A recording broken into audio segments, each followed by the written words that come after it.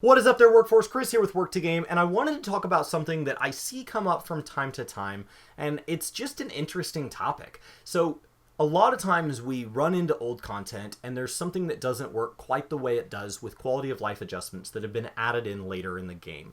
And so you talk about things like the fact that I can fly in new zones and not in old zones. You talk about the way maybe we have a gathering with Namatsu, but we don't have that for previous beast tribes. You talk about just the way inherently classes function at different level ranges, and most importantly, what I want to talk about today is the way the world functions at certain level ranges. The way that you level in certain zones feeling so different than the way you level later on. The fact that in Stormblood we don't have battle leaves, but then in, when you talk about leveling through kind of 2.0, battle leaves are a relatively decent option if you don't like Palace of the Dead and you don't want to do roulettes. Fate grinds are basically dead at this point, and so battle leaves are not a bad thing to at least dabble in and try out to see if that's a leveling method that you enjoy and would be worth the effort to level up that way. So a lot of times we see it as, I don't understand why they don't just add X, why they don't just add this feature over here to here. And we see it across the board. I would love to see, like, for example, the PvP leaderboards dropped at the end of dungeons that basically, with all that space, because there's not as many characters, you'd be able to tell me what each person did. You could break it down by, what they did for different encounters. So what they did for maybe all the trash and then the different boss fights. You could break it down by ability and all that so that you could really start to use it as some form of an informative DPS meter. Put it at the end so that I can't see it beforehand, but I would love to see something like that, even if it's just private and you can only see your own. I would love to see something like that added. And what I wanted to talk about today was, I've been leveling up my gatherers, and I've got a guide coming out on, it'll probably be out by the time this is out, that talks about gathering from 1 to 50, and 1 to 50, when you talk about miner and botanist, is really pretty limited. There's a lot of things that have been added in the 50 to 60 grind and the 60 to 70 grind that just don't exist when you're talking about, like, how do I just get it to level 15? You are pretty limited, and so not being able to fly in those zones, not being able to have a gathering beast tribe from the very first beast tribe you get to, these are things that I would love to see them go back and add, but I personally don't think they should go back and add them as one-offs. And I've seen people say, yeah, it'd be cool if they added this, but I think I would rather them hold off. And so I wondered kind of what you guys thought. I thought it could be an interesting thing for us to discuss. And what I would want instead would be a calamity. I would want a rebuild of the old zones so that all at once we could just have everything redone. And obviously the old quest givers and things like that would have to still exist. So when you redesign it, you'd have to make sure that certain things like a form of Blackbrush Station stays around, and you'd either have to instance that, or you'd have to somehow design it where, like, the newbie players, right? All the new low-level classes would have access to that here, and then maybe there's like a plateau above it, or there's quest givers that don't say much to low-level characters that then function when you go back through that area at a high level. That way they could justify having the development budget of a full expansion, and then the newest expansion, this could be 6.0, 7.0, 8.0, whatever, you actually play through the 2.0 zones again. So instead of getting all new zones, you get Thanalan back, you get, the Shroud back, and you get...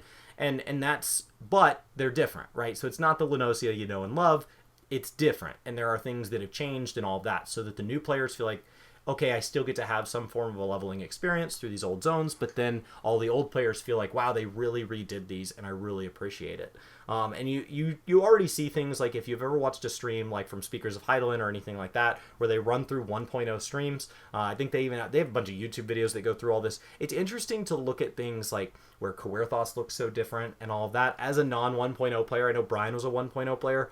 1.0 is a beautiful game, especially for its time, and it looked so different. And so the fact that the zones have changed that much, we could see that change again, and that's how I'd like them to redo it. But if we can agree that they need to go back and add flying to these zones, or that they need to make it easier to level up, especially where there's gaps, especially where you talk about new players, it's like, oh, they're not getting everything they got before because, like, MSQ feeds so much more experience now, so they're not necessarily getting into the side quests. So I'd love to see that kind of redesigned. I would love to see some things to help people get crafters and gatherers through those initial level ranges. 1 to 50 was meant to be quite the achievement. I don't think it should be, now that you have to get crafters and gatherers all the way to 80 in Shadowbringers, I think that we should start helping people along to get up to 50, get up to 60. That way they at least get far enough with this kind of change, and don't just change it through an experience buff, but inherently give them more content to kind of teach them how this works, get them introduced to the collectibles system, get them introduced to unspoiled nodes, get them introduced to all these things, and do it with more than just class quest changes. Do it with some form of a beast tribe back there. Do it with a lower levels Loey. And where you get the development money from that is that's rolled into a redesign. So there can be a new gatherer village or gatherer beast tribe put in to serve the level 90s or 100s or whatever the level cap is for this expansion. And that area can have a little section of it set aside for low level characters that kind of got paid for by the expansion. That way they're not having to say, hey, how do we get budget for this? Well, you have to rebuild the zone anyway. So just put it in there when you're rebuilding the zone. And so that's kind of my thoughts on it.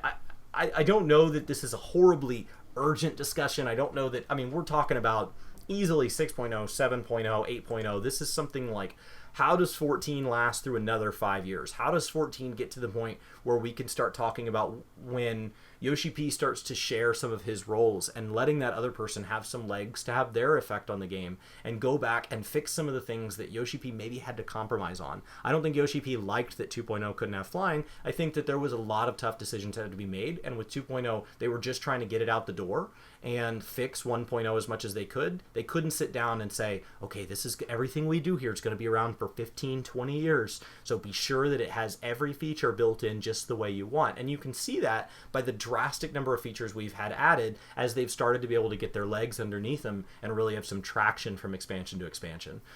So I think Stormblood was a huge expansion when you talk about the hardware capabilities on the back end, the features that got added to the game. Whether or not you liked them, the capabilities can be put into future expansions with different surface stuff. So if you didn't like Eureka, that's fine. But the fact that they had a big zone with level progression that was so beautiful and all of that, that gives them an incredible amount of tools to build a new relic grind with. That doesn't have to function at all like Eureka, but works with those same tools. So imagine, I mean, it's like doing a project, and that project pays for you to now have a circular saw and a power drill and a jigsaw. And you before were operating with a screwdriver and a handsaw.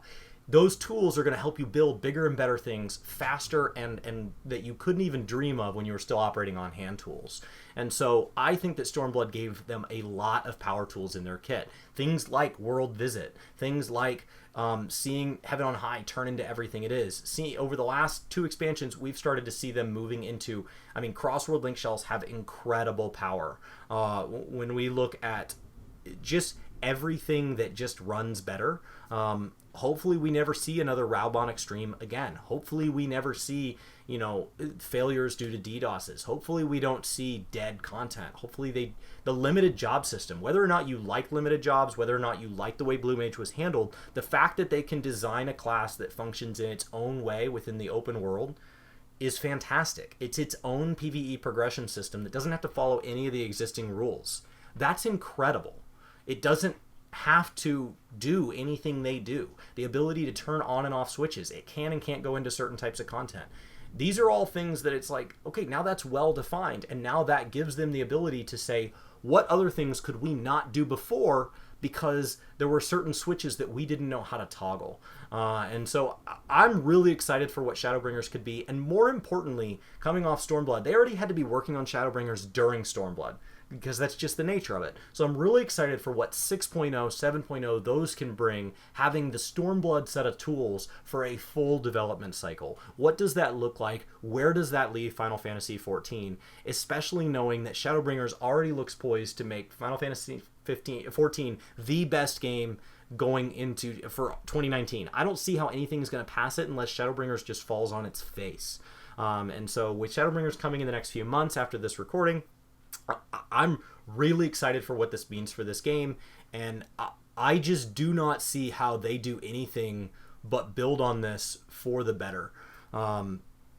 It's incredible. It's absolutely incredible. When we talk about the ability to add crossover events as powerful as we've seen this expansion, the Monster Hunter world, incredible. Final Fantasy 15, incredible. I mean, we're seeing more and more. These events are getting taken to a whole nother level. And do I have criticisms about those events? Sure. I can absolutely sit down and we can talk about how could it have been better. But when you look at what it is compared to where we've come from, things like ARR and going into Heavensward, like, this game has gotten so much better. My criticisms are nitpicky now compared to just major issues. The reasons I didn't play 1.0 and the reasons that during 2.0 I only really was as loyal as I was because I had friends here and would have very easily gone back to World of Warcraft if all those friends had taken me there. I would have gone to ESO. I had a max level character there. These are all things I would have been willing to do, but ARR was great, and it treated me fine, and I enjoyed it. But it wasn't something that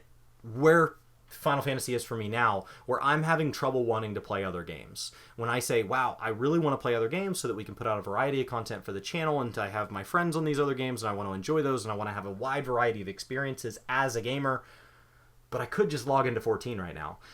That's an exciting place to be, and I'm really excited about what this means, and I really think that they should not focus on old content until they're ready to redesign all of it, because the tool chest that they have now would give them the ability to do that to a degree like we've never seen, and I don't want them to slow down. So what do you guys think? Do you guys think that they should rebuild old zones? Do you think that they should go back and add little features to old zones, especially with their current techniques and all of those things?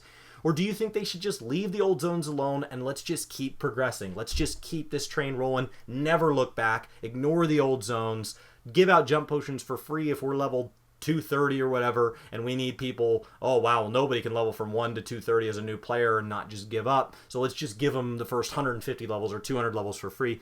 What does that look like to you? I would love to know down in the comments below. My name is Chris with Work to Game. I hope you guys are having a fantastic day, and I'll talk to you next time. What is Work to Game? 30 seconds, go! Work to Game is basically a channel where we talk about video games, anything we like about video games. We sometimes post vlog videos about something else that we just want to talk about. We kind of have a schedule. It changes all the time. It's in the About section on YouTube. We also stream over on Twitch just anytime we want to play games. Right now, it's happening more and more. I don't know what's happening at the time you watch this video, but the best thing you could do is click on the About page and kind of see if there's a rough plan that we have here